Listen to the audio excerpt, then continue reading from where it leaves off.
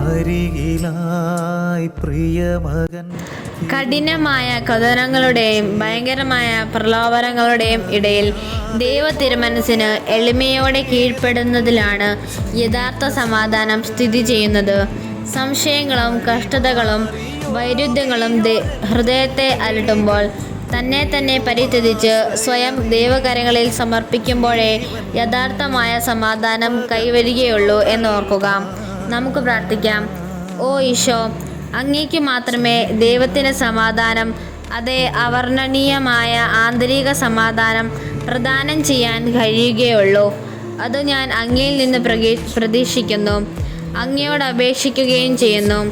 ഞങ്ങളുടെ ഹൃദയത്തെ വിശ്വാസത്തിലും സ്നേഹത്തിലും ഉറപ്പിച്ചു നിർത്തുന്ന ആ അമൂല്യ ദാനം ഞങ്ങൾക്ക് നൽകണമേ. ആമേൻ. ചേർക്കൂ, അറിയാതെ പോയകമേ നിന്നെ സ്നേഹസാ